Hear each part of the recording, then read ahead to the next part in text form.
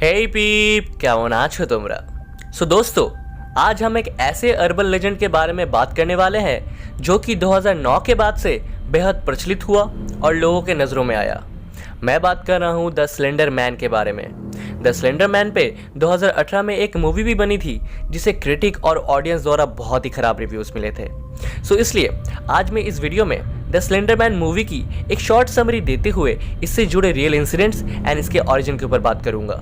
तो चलिए वक्त को ज़ाया ना करते हुए without any further due let's begin.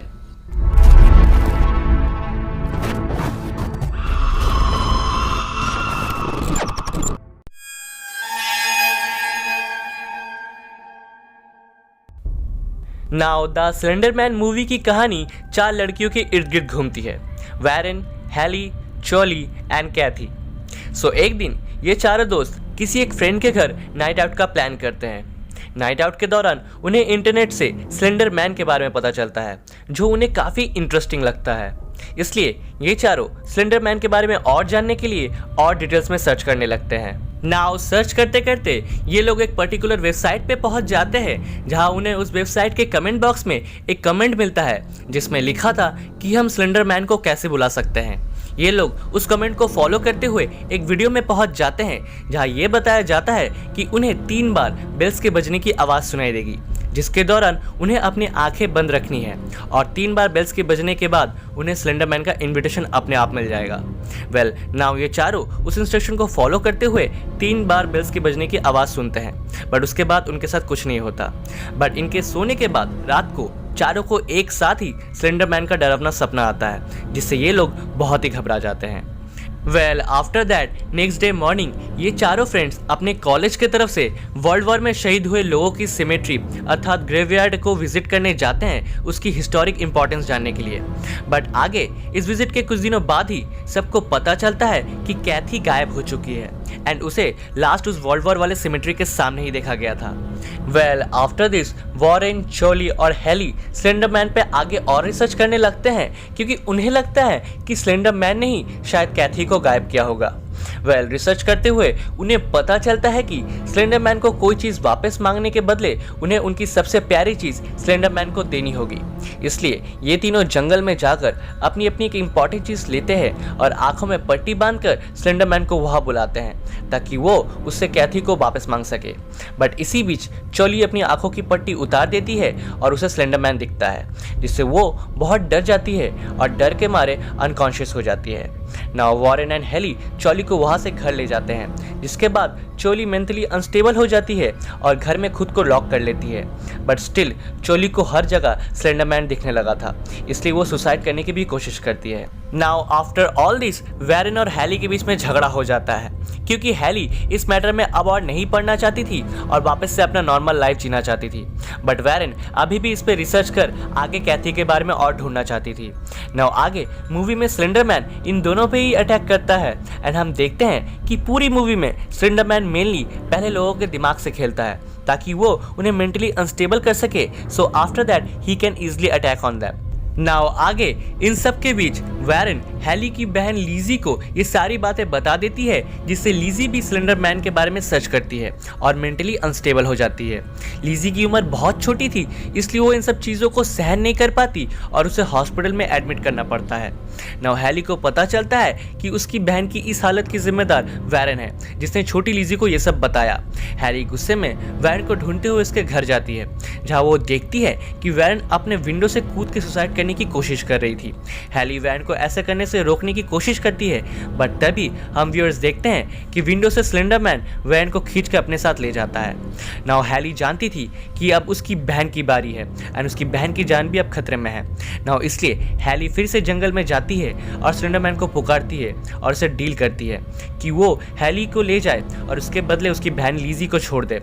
And होता भी कुछ ऐसा ही है, स्लेंडर मैन हैली को पकड़ लेता है और दूसरी तरफ लीजी हॉस्पिटल में अपने आप ही ठीक हो जाती है। और इसी तरह चारों friends Kathy, Chloe, Warren and Haley line by line Slender Man का शिकार बन जाते हैं और मूवी यहीं पे ख़त्म हो जाती है। Now the big question is कि आखिरकार स्लेंडर मैन इन लोगों को पकड़कर कहाँ ले जाया करता था।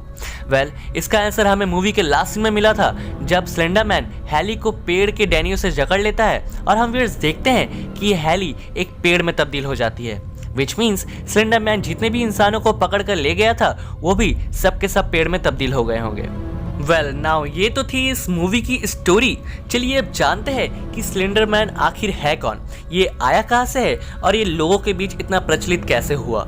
So it's all started in 2009 जब एरिक न्यूटसन नाम के एक बंदे ने समथिंग ऑफुल नाम के एक वेबसाइट में एक फोटो अपलोड की जिसमें हमें स्लेंडर मैन पहली बार देखने को मिला था।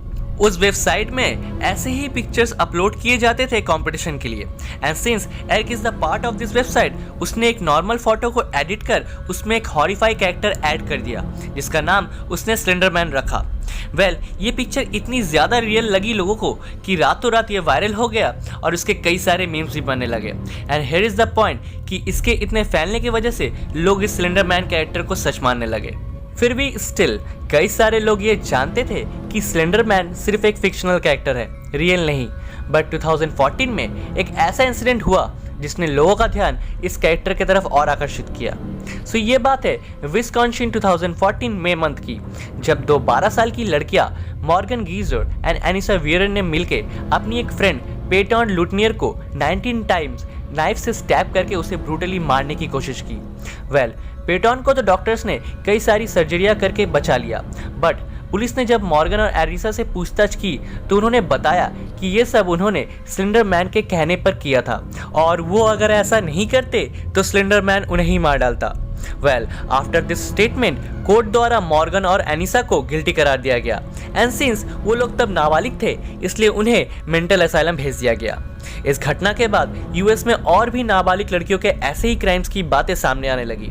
ओहायो में एक 12 साल की लड़की ने अपनी मॉम को नाइफ से स्टैब करके मार डाला। फ्लोरिडा में एक 13 साल की लड़की ने अपना पूरा घर ही जला दिया। और पुलिस को इन सारे केसेस में स्लेंडर मैन का स्ट्रॉन्ग रेफरेंसेस मिला जब भी उन्होंने गिल्टी से पूछताछ की। Now if you ask my opinion, so slender man एक कम्प्लीटली फिक्शनल कैरेक्टर है जो फोटोशॉप द्वारा सबके सामने आया था, और जितने भी क्राइम्स हुए हैं वो सब मेंटली अनस्टेबल थे या फिर उनके क्राइम्स के पीछे और कोई रीज़न रहा होगा। But I believe slender Man का जिक्र उन्होंने सिर्फ खुद को बचाने के लिए किया था और कुछ नहीं। नाउ इंटरनेट में स्लेंडर मैन की कई सारी वीडियोस भी आपको देखने को मिली होगी जो मुझे तो कम्प्लीटली फेक लगी। अब आई नो कि शायद सब मेरे पॉइंट ऑफ व्यू से एग्री ना करते हो, बट एट द एंड ये आपके ऊपर ही है कि आप इन सारी बातों को सच मानना चाहते हो या फिर झूठ।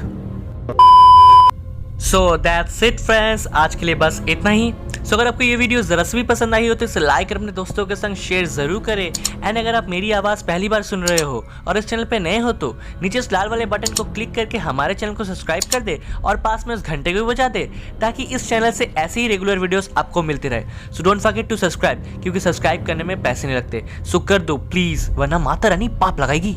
Now come to the today shout out. तो आज का हमारा शाउट आउट जाता है निशा केएम को, जिन्होंने हमारे पिछले वीडियो के सवाल के सही जवाब को सबसे पहले दिया था। So today shout out goes to Nisha KM. Now आज का हमारा शाउट आउट सवाल ये है कि मैंने इस वीडियो में कितनी बार स्लेंडर मैन शब्द का इस्तेमाल किया है। आपको इसका जवाब हमने नीचे कमेंट बॉक्स में कमेंट करके बताना है। सबसे पहले सही जवाब देने वाले को अगले वीडियो में शाउट आउट मिलेगा। नाउ तब तक के लिए मिलता हूँ मैं आपसे नेक्स्ट वीडियो में। Till then help others, spread love and piece.